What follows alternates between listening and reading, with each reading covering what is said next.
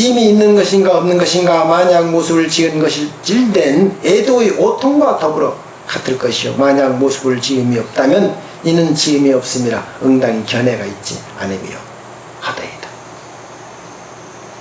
그러니까 마음에 지음이 있어서 세상에 있다 없다 하는 것은 맞지 않다 이런 얘기예요.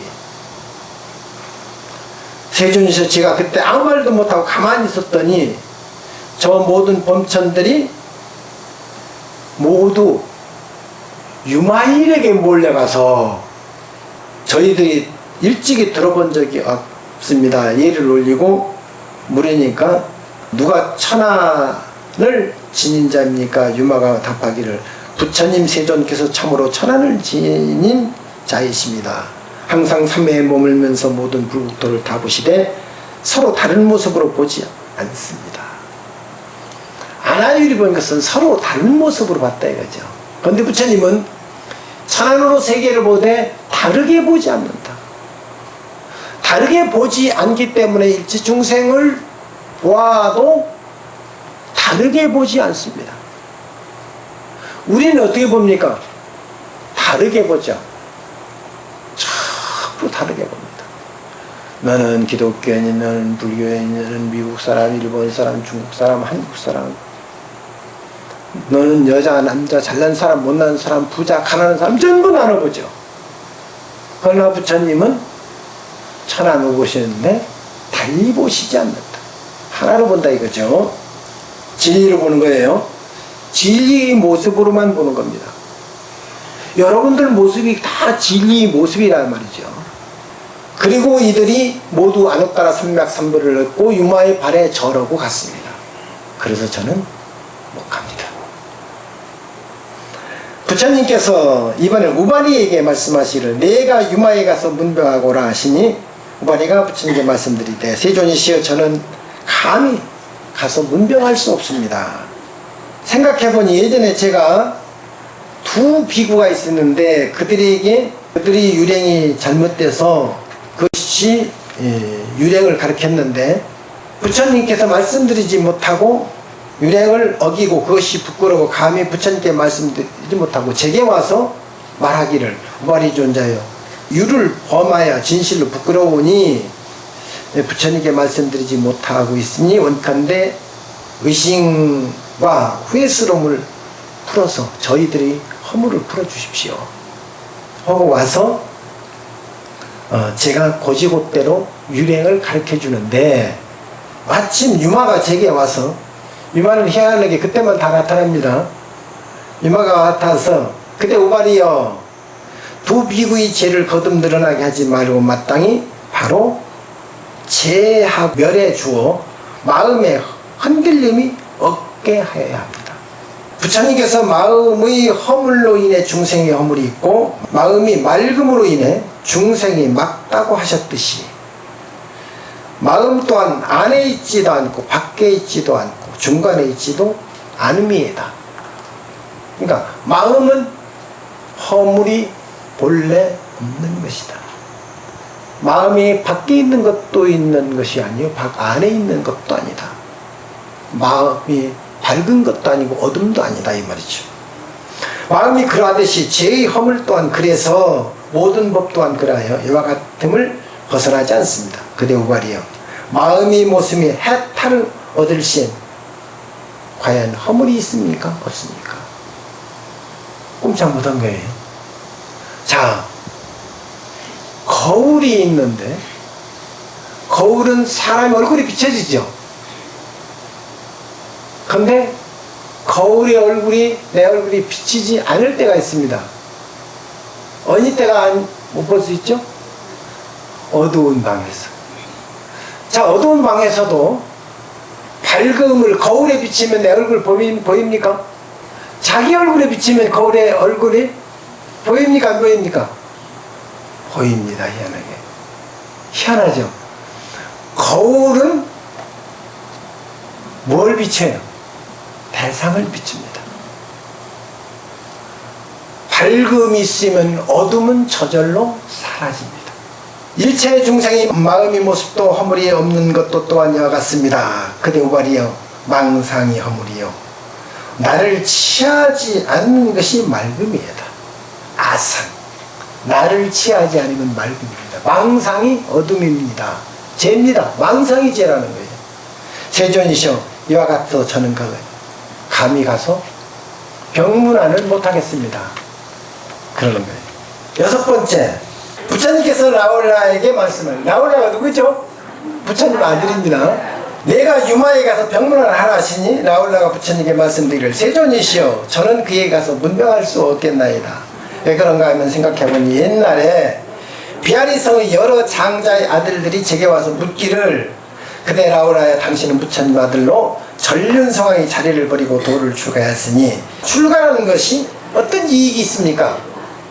출가의 이익을 물은 거예요. 그러니까 출가 공덕에 대해서 바르게 말해줬다는 거예요. 이익에 대해서 말해줬더니 그때 유마가 나타나서 말하기를 그대 라울라요 출가 공덕 이익에 대해서 말해서 그렇게 말해서는 안 됩니다. 이렇게 말했겠죠. 출가하면은 구족이 생천하고 그러잖아요. 구족이 생천하고 도를 성취하고 세상을 버렸으니 대법의를 입었으니 스님으로서 얼마나 좋습니까? 뭐 등등 여러 가지 있겠죠. 이렇게 설명했는데 유마가 나타나 그렇게 설명은 안 됩니다. 그런 거예요. 출가라는 것은 출가 공덕에 대해서 그렇게 말해서는 안 됩니다. 이유가 무엇인지 아시오? 이익이 없고 공덕도 없는 것이 출가이기 때문입니다. 출가는 이익 보려고 출가한 사람 있습니까? 공덕 얻으려고 출가한 사람 있어요? 없습니다. 출가도 안 해보고 그러네. 출가한 스님들은 압니다. 이익을 얻으려고 공덕 얻으려고 출가한 게 아니에요. 대부분 왜 출가합니까? 괴로워서. 그게 정답이에요. 또는 깨닫기 위해서. 유의법에서야 이익과 공덕이 있음을 말할 수 있지만 유의법, 함이 있는 법 많이 배웠죠. 무의법, 유의법. 유의법이라는 것은 공덕도 있고 이익도 있는 것이겠지만 무의라고 하는 것은 무의법 가운데 이익도 공덕도 없습니다. 라울라요 원래 출가라는 것은 이쪽도 저쪽도 없는 것이며 중간도 또한 없는 것이라 내 것도 없고 받을 바도 없고 흔들림도 없고 안으로 즐거움을 뿜어서 여러 허물을 벗어나니 만약에 능히 이와 같이 한다면 진정한 출가라고. 이에 유마가 여러 장자들 아들들에게 이와 같이 말하니까 여러 장자들이 이제는 알겠습니다.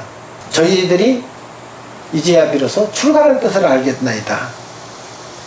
그리고 그 많은 장자들이 그 자리에서 안옥따라 생명선물을 얻어서 모두 다 출가를 해버렸어요. 그러니까 라울라는 스님으로서 부처님 아들로서 제대로 법도 설명 못하고 우물쭈물하다 그냥 왔죠. 그런 유마거사에게 제가 문명할 수 없겠나이다. 그런 거예요. 자, 마지막입니다. 일곱 번째, 부처님이 아난에게 이제 유명한 아난존자가 빠졌지 않습니까? 아난에게 말했어요. 내가 유마에 가서 병문안을 하라 하시니 아난이 부처님께 말씀드리기를 세존이시여 저는 문명할 수 없습니다. 왜인가 하면 생각해보니 예전에 세존께서 몸이 약간의 병이 있어서 제가 저 마을에 우유를 얻으러 간 적이 있습니다. 어느 부잣집 문 밖에서 병을 들고 우유를 탁발하러 왔는데 마침 그 모습을 유마가 보고 말하기를 아란이여 왜 거기에 서 있어? 그래서 제가 말하기를 세존께서 약간의 병이 있으셔서 제가 우유가 꼭 필요해서 우유를 탁발하러 왔나이다. 그렇게 말하니까 유마가사가 말하기를 아서시오 아서시오 절대 그러면 안 됩니다. 아서시오가 뭐죠? 아서라 그만두라는 뜻이죠. 아나니여 그런 말을 하시면 안 됩니다. 열애의 몸이라는 것은 건강으로 본체를 삼았으니 모든 악은 이미 끊어지고 모든 선함이 널리 모였거늘 어찌 병이 있을 것이며 어찌 괴로울 것이란 말이요.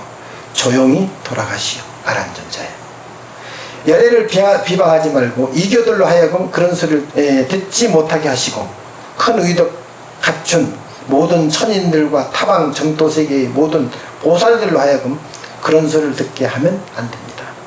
나란히여 모든 열의 몸은 곧 법으로서 몸이니 사요의 몸이 아니며 부처님은 세상에 존귀한 분입니다.